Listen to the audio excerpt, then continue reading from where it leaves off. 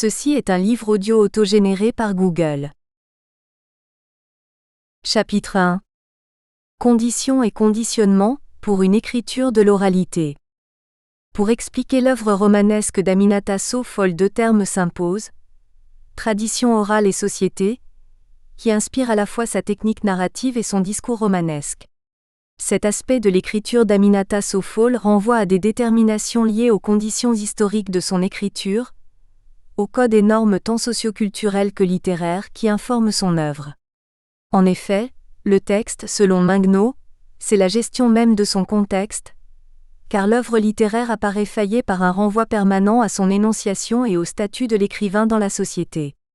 Ainsi, une critique bien fondée de l'œuvre romanesque d'Aminata Sophol, comme de tout auteur francophone, ne saurait ignorer les éléments relatifs à la singularité du contexte d'écriture, l'engagement social de l'auteur, et les tensions créatrices de langage littéraire qui déterminent sa production romanesque.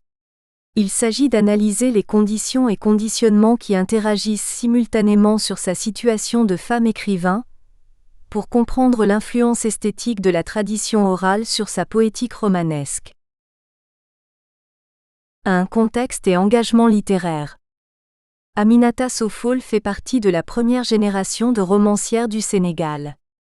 Le premier roman écrit par une femme, De Tilène au plateau, 1975, est paru sous la plume de Nafissatou Niang Diallo. Le deuxième, Le Revenant, 1976, est un roman d'Aminata Sophol. Le troisième est Une si longue lettre, 1979, de Mariama Ba. Cette rentrée des femmes dans le domaine littéraire a produit des œuvres de valeur humaine et esthétique internationalement reconnues. Les femmes ont fait une entrée remarquée et vivement applaudie sur la scène littéraire. Des prix internationaux leur ont été décernés pour des romans dont certains sont déjà devenus des classiques de la littérature africaine. Ainsi, Une si longue lettre a reçu, en 1980, le prix Noma, du nom de l'industriel japonais qui l'a créé, destiné à encourager l'édition en Afrique. La Greffe des Batous d'Aminata Sophol a reçu le Grand Prix littéraire d'Afrique noire en 1980, après avoir été retenu dans la première sélection des 9 ouvrages du prix Goncourt en 1979. L'Appel des arènes du même auteur a obtenu en 1982 le prix international Alioune Diop et a été présélectionné par le jury du prix Goncourt en 1982. Au Sénégal, la littérature écrite par des hommes devance d'un demi-siècle celle des femmes. Ce décalage s'explique par des facteurs historiques et sociologiques, parmi lesquels on peut citer l'éducation coloniale qui favorisait la scolarisation des garçons au détriment de celle des filles, et les rôles attribués aux femmes dans la société africaine. Comme le signale Irène d'Almeida, les femmes n'étaient pas seulement transmetteuses de l'orature. Plusieurs parmi elles étaient des griottes, produisant et composant des œuvres lyriques au sein de différents genres littéraires qui leur étaient ouverts. Dans un article intitulé Du pilon à la machine à écrire, Aminata Sophol, commentant l'action du célèbre personnage féminin de l'aventure ambiguë, estime que la Grande Royale cautionne et fortifie les coutumes pour ne pas les déranger et qu'elle est autrement de l'ère des femmes qui pilent le mille. Durant cette ère des pilons, la position discursive de la femme a été présentée uniquement à travers l'œuvre d'écrivains mâles. C'est pourquoi les années 70, qui verront la venue à l'écriture de romancières comme Nafissatou Niang Diallo, Mariama Ba et Aminata Sophol, marqueront le début d'une autre ère, celle des machines à écrire. En rentrant au Sénégal, je me suis dit que la littérature africaine devait évoluer et dépasser le stade de la réhabilitation de l'homme noir. Le caractère autobiographique de Tilène au plateau et semi-autobiographique de Une si longue lettre confirme la tendance du regard réflexif et introspectif qui domine les débuts de la littérature féminine africaine. L'entrée des femmes dans le domaine littéraire coïncide avec une période marquée par une littérature du désenchantement. Comme le précise Aminata Sophol, quand on considère historiquement la création littéraire africaine, on remarque la négritude, la dénonciation de la colonisation, la dénonciation des indépendances et le désenchantement. Cette période, comme son nom l'indique, en dit long sur les représentations littéraires qui la caractérisent. On comprend alors la justesse de cette appellation, puisque la femme qui prend la plume en Afrique va surtout dépeindre une condition féminine que les espoirs placés sur les indépendances n'avaient pas améliorée. Au lendemain de l'indépendance dont la quête avait suscité tant de prises de position en faveur de la liberté et du droit d'autodétermination, la femme s'est retrouvée citoyenne de seconde classe dans son propre pays. La littérature féminine, en Afrique francophone dans les années 70, présente cependant une certaine particularité dans le cas du Sénégal. Alors que les romans de Diallo et de Bas s'inscrivent en droite ligne de la tradition du réalisme autobiographique, qui signale la venue à l'écriture des femmes dans plusieurs pays, Le Revenant, qui marque l'entrée d'Aminata Sofol sur la scène littéraire, se distingue de ceux de ses deux compatriotes. En effet, au lieu d'accentuer la description de la condition féminine, la romancière présente une vision plus élargie en peignant la condition humaine. Certains critiques ont interprété cet aspect, qui continuera dans l'œuvre d'Aminata Sofol, comme une indifférence de l'auteur à la condition féminine, la comparant souvent à Mariam Abba qui serait plus préoccupée par la cause féministe. Dans la majorité des cas, les critiques jugent l'œuvre d'Aminata Sofol comme s'ils s'attendaient seulement à des positions très radicales de sa part sur le féminisme. C'est le cas extrême d'Atlin Ellington, dans son article « Aminata Sofol's Demon Women en anti-féministe social vision », où la critique essaie de démontrer l'antiféminisme de l'auteur à partir d'une lecture influencée par l'idéologie du New French Feminism. Son article, qui propose une lecture peu crédible de l'œuvre d'Aminata Sofol, cite dans son épigraphe les propos de Wele Gueye, un personnage à l'attitude phallocrate dans Le Revenant, qu'elle interprète comme le discours de l'auteur. « Vous les femmes, vous êtes des démons trop sensibles à l'argent, aux folies, à la renommée. » 56. Ellington considère ainsi ce roman comme une œuvre réactionnaire. The reader is presented with a reactionary view of what a woman's role in society should be. Elle oppose aussi Aminata Sofol à d'autres femmes écrivains d'Afrique, qui seraient de véritables féministes. In contrast are African women writers like Flora Nwapa and Bushi Emecheta, writing in English, and Mariam Abba and Calixte Beyala, writing in French, who have portrayed female characters in primary role, giving them a positive image that African feminist critics say in tune with African historical reality and do not stereotype or limit women into posture of dependence or submergence. Toutefois, notre étude de la typologie du personnage féminin, chez Mariam Abba et Aminata Sofol, montre que les deux écrivains font des représentations similaires du personnage féminin par rapport à sa subordination à l'homme. L'univers romanesque des deux auteurs rend compte à la fois des diverses manifestations du comportement des femmes par rapport au mariage polygame, et aussi de l'évolution de la prise de conscience du statut subalterne de la femme. Dans ce contexte, nous insistons sur la complémentarité du traitement de la condition féminine chez Mariam Abba et Aminata Sofol, malgré les épithètes qui font passer l'une pour la championne du féminisme africain et l'autre pour une antiféministe invétérée.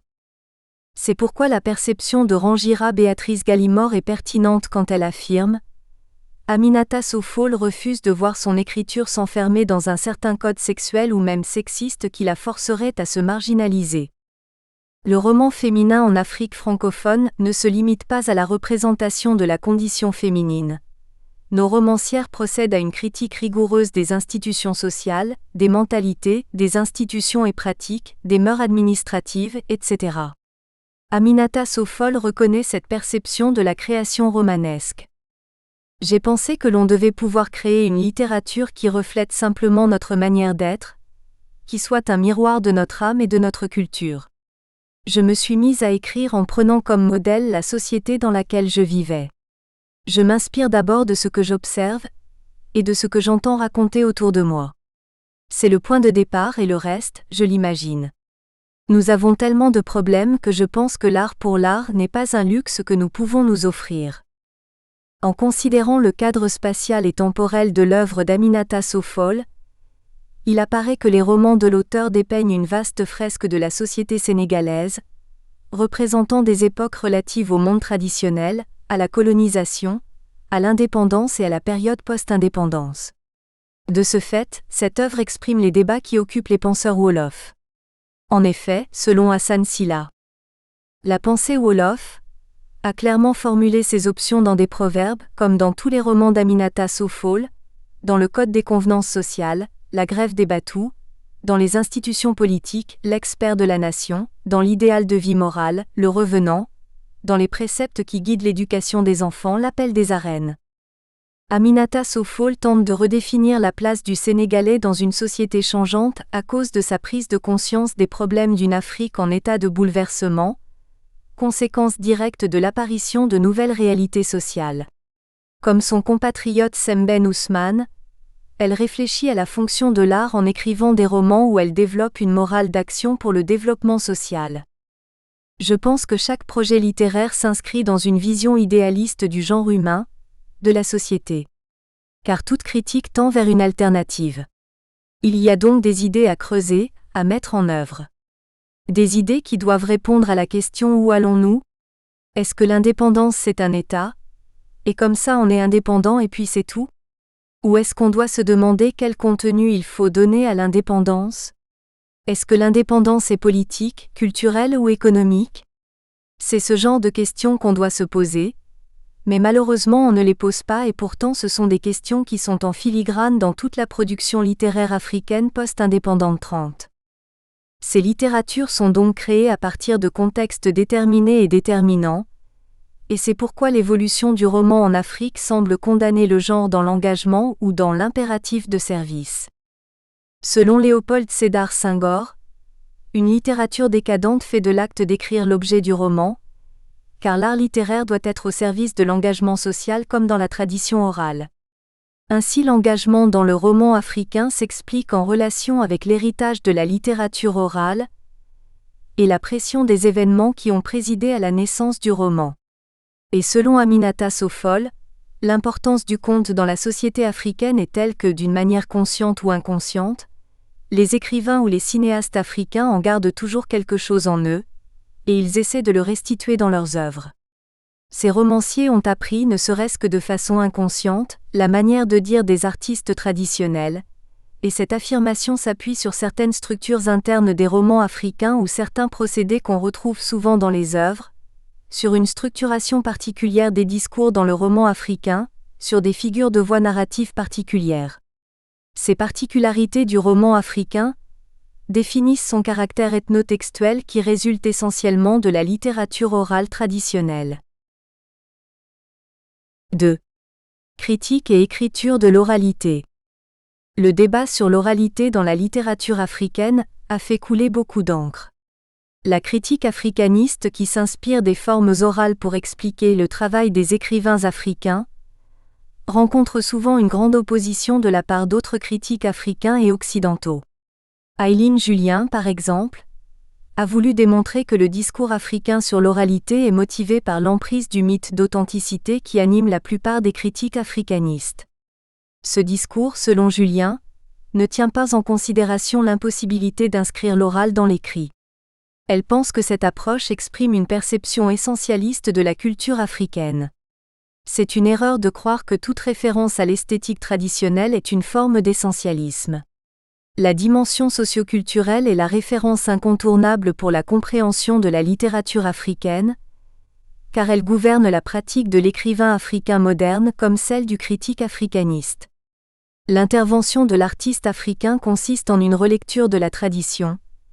Il n'y a donc pas de différence irréductible entre l'œuvre et sa critique.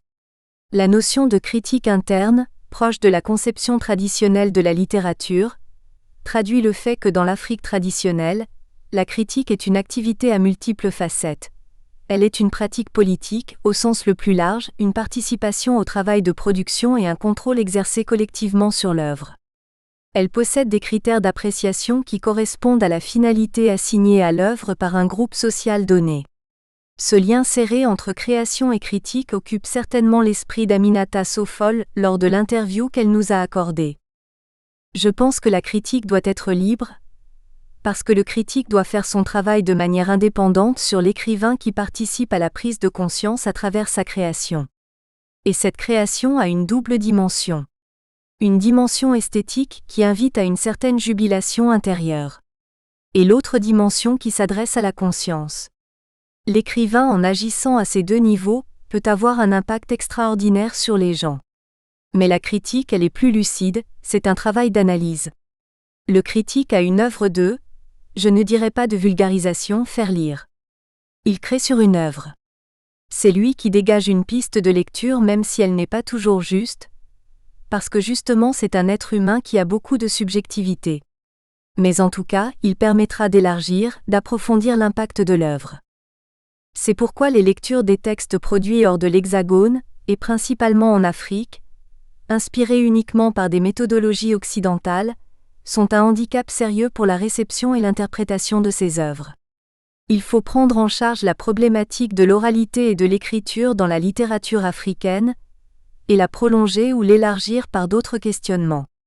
Car la référence aux formes orales dans le roman africain tient du débat sur les rapports entre la création et la société en Afrique, et aussi du débat sur la spécificité d'une démarche critique et épistémologique africaine.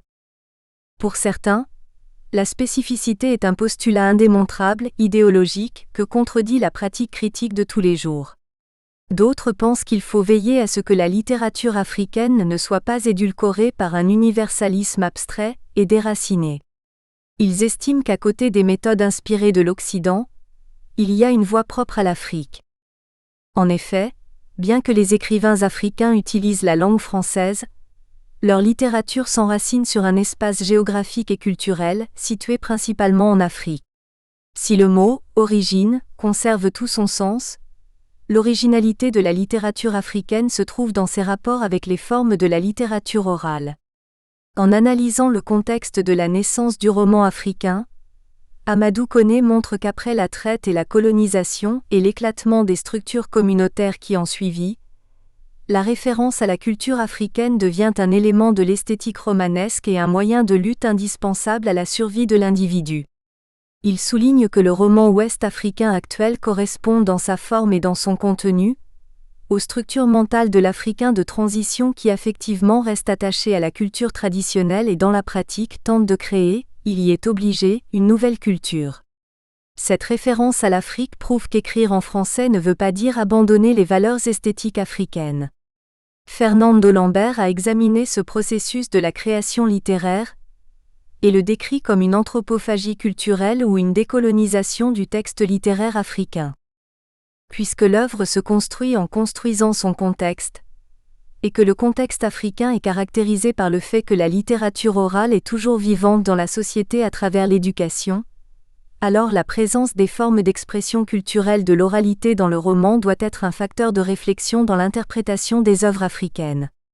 C'est pourquoi Locha Mateso prône une approche linguistique et intertextuelle qui examine la survivance de la tradition dans la littérature moderne africaine.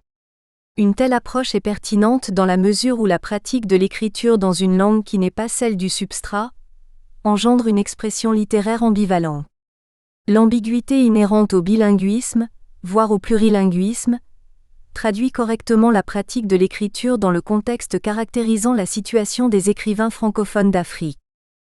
Texte et métalangue ne suffisent plus à renseigner sur la quintessence des sociétés africaines écrivant aujourd'hui en français. Ils n'en révèlent qu'un aspect. Le substrat reste à découvrir au sein des langues et cultures de base qui sans cesse, et sur les modes les plus divers, nourrissent l'écriture et les glosses que celle-ci génère. Cette pratique littéraire, traduisant le concept de conscience linguistique qui est défini comme la conscience de la coexistence des langues africaines et françaises, entraîne généralement l'écrivain francophone à adopter une stratégie du recours et du détour. Les œuvres africaines qui se situent ainsi en ce lieu de la conscience linguistique, en ce lieu de la multiplicité voire de l'ambiguïté, prouvent que l'écrivain francophone est non seulement traducteur d'une langue à une autre, mais traducteur d'un imaginaire à un autre. D'où le concept des apostrophes écriture sous tension, que la critique africaniste emploie pour traduire une manière d'écrire africaine. Il s'agit de ce style, décrit comme oralité feinte dans les textes écrits en langues europhones, dont la présence révèle une pratique esthétique littéraire que Bachir Diagne définit comme un acte poétique. En effet, écrire dans une autre langue, c'est aussi faire référence à sa culture, à son propre système symbolique à travers divers procédés stylistiques et discursifs. C'est en ce sens que l'oralité feinte est un acte poétique, un acte de création, car elle est toujours production d'un surplus. Comme imiter l'oralité dans le roman, c'est aussi créer un langage littéraire, la question sur l'oralité et l'écriture se ramène à un autre débat qui est celui de langage de création, auquel Aminata Sophol fait allusion en ces termes. Quand je crée aujourd'hui, je ne ressens donc pas de conflit. En réalité, j'ai le même conflit que tous les autres écrivains peuvent avoir avec une langue de création. Parce que cela n'est pas aussi simple de créer, même pour le français de l'Hexagone. Il faut en effet, toujours renouveler la langue, la recréer, pour faire véritablement œuvre de créateur. C'est cela que je fais. En fait, Aminata Sophol exprime la même remarque que Rachid Boujedra, selon laquelle on écrit toujours dans une langue étrangère. La relation qu'entretient l'œuvre avec la diversité linguistique est partie prenante de la création. Il n'y a pas d'un côté des contenus, de l'autre une langue neutre qui permettrait de les véhiculer, mais la manière dont l'œuvre gère la langue fait partie du sens de cette œuvre. Les écritures francophones posent donc avec une acuité particulière le problème des tensions entre les langues et les univers symboliques. Elles sont le lieu de conflits, de refus et d'ententes, de compromis, par lesquels sont déterminés des modes d'insertion de chacune des langues, de chacun des univers symboliques dans l'espace mental commun en formation. Elles consacrent des formes hybrides, une réalité nouvelle et mixte, à la fois dite et construite par la littérature. Le romancier noir est l'héritier de deux traditions, car formé à l'école de la littérature européenne, produisant ses œuvres dans les langues de l'Europe et désireux d'atteindre le public africain le plus vaste possible, il se trouve comme sollicité par deux pôles. Son œuvre exprime inévitablement une dualité esthétique. L'influence occidentale dans le roman africain est évidente à cause de la langue d'expression empruntée par l'écrivain et sa formation à l'école occidentale. Mais c'est à travers la littérature orale que l'écrivain africain a eu d'abord accès à la pratique de la littérature et cela, quelle qu'ait pu être par la suite sa formation intellectuelle et artistique. L'œuvre romanesque de l'écrivain africain partage avec la littérature française la langue d'expression. Elle s'en écarte par son enracinement géographique et culturel, par son univers symbolique. La création romanesque d'Aminata Sophol témoigne, à travers l'introduction de formes et de stratégies narratives inspirées de la littérature traditionnelle, d'une discursivité orale dans le roman, genre emprunté à l'Occident. Son travail d'écriture démontre ainsi qu'il y a eu rupture avec l'oralité et continuité avec la littérature orale dans les langues occidentales.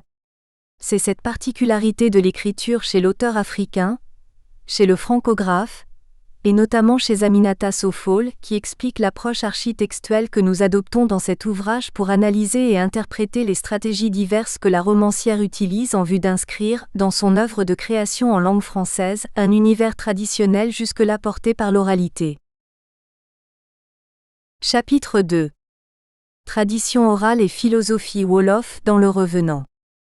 Le fait qu'Aminata Sophol poursuive dans son œuvre son désir de créer une forme d'écriture plus spécifiquement africaine, répond indirectement à la question posée par Roland Barthes. La littérature possède-t-elle une forme, sinon éternelle, du moins transhistorique ? Une histoire de l'idée de littérature n'est pas nécessaire, comme le pense Semou Djanga, pour répondre correctement à cette question, car selon Luca il y a diverses formes littéraires et celles-ci se modifient en réponse au changement des circonstances socio-historiques. L'écriture littéraire est un processus de transformation continuelle des genres existants. Et le roman, le seul genre en devenir selon Mikhaïl Bakhtin, se prête adéquatement à la représentation des transformations sociales qui caractérisent l'époque postcoloniale dans laquelle Aminata Sophol a produit 6 romans. Dans un article, intitulé Constructive Criticism, The Roman Demeure in the West African Francophone Novel of the 80s, Suzanne Gasté affirme que The Roman Demeure, RDM, shows that post-colonial social order has been established.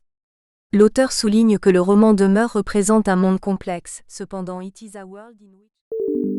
Nous espérons que vous avez apprécié cet aperçu. Pour continuer à écouter ce livre audio sur Google Play Livres, utilisez le lien dans la description de la vidéo.